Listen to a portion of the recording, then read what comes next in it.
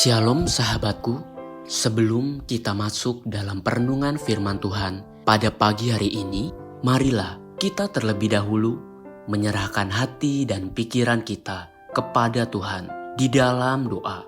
Tuhan Yesus yang baik, terima kasih untuk anugerah-Mu dalam hidup kami. Kami boleh terus ada sampai hari ini. Kami percaya itu semua karena kasih-Mu yang begitu besar buat hidup setiap kami. Kami rindu untuk belajar kebenaran firman Tuhan pagi hari ini. Biar kebenaran firman-Mu ini yang akan menuntun kehidupan kami hari demi hari. Haleluya. Amin.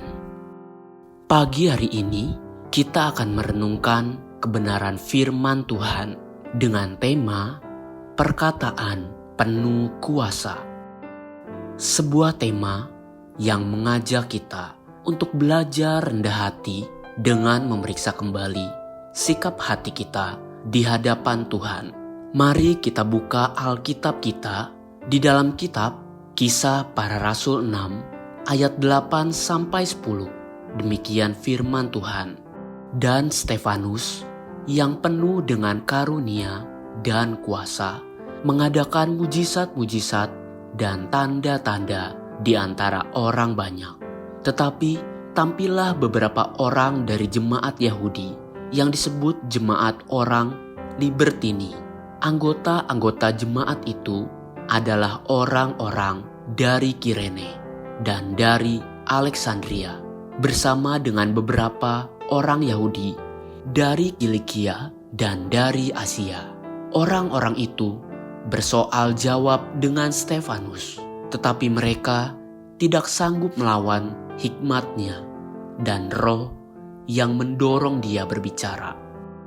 Ada sebuah perkataan Tuhan di Yeremia 29 ayat 11 yang menuliskan demikian. Sebab aku ini mengetahui rancangan-rancangan apa yang ada padaku mengenai kamu. Demikianlah firman Tuhan, yaitu rancangan damai sejahtera dan bukan rancangan kecelakaan, untuk memberikan kepadamu hari depan yang penuh harapan. Rencana dan rancangan hidup kita ada di dalam pikiran Tuhan. Manusia terkadang bisa berencana, tetapi rancangan Tuhanlah yang akan terjadi. Para rasul pada saat itu, karena tekanan dan tuntunan orang-orang Yahudi yang berbahasa Yunani, mereka kemudian mengangkat dan menetapkan beberapa orang, termaksud Stefanus, untuk tugas pelayanan meja, yaitu pelayanan pembagian kebutuhan sehari-hari pada janda-janda dan orang-orang yang membutuhkan, yang kita kenal dengan sebutan pelayanan diakonia. Namun kemudian Stefanus justru lebih bersinar dan menonjol di area pemberitaan firman. Dan firman yang disampaikan oleh Stefanus telah membuat para ahli-ahli Taurat khawatir dan ketakutan. Sebab dampaknya begitu luar biasa. Kisah Para Rasul 6 ayat 8 berkata, dan Stefanus yang penuh dengan karunia dan kuasa mengadakan mujizat-mujizat dan tanda-tanda di antara orang banyak. Inilah sebuah perenungan yang sangat penting bagi kita semua. Ketika Stefanus bersedia dengan rela hati melangkah untuk melayani dan memberi makan orang-orang yang susah, janda-janda, orang-orang yang tidak mampu menolong dirinya sendiri, kemudian kesaksian hidupnya menjadi berbeda. Perkataannya menjadi penuh kuasa dan mengandung mujizat-mujizat, sebab dia telah terlebih dahulu melangkah untuk melakukan kebenaran firman Tuhan. Perkataan Stefanus tidak lagi merupakan perkataan kosong yang sia-sia, tetapi perkataannya adalah perkataan yang penuh kuasa dan mengandung mujizat-mujizat. Kisah Para Rasul 6 ayat 9-10 mencatat demikian. Tetapi tampillah beberapa orang dari jemaat Yahudi yang disebut jemaat orang Libertini.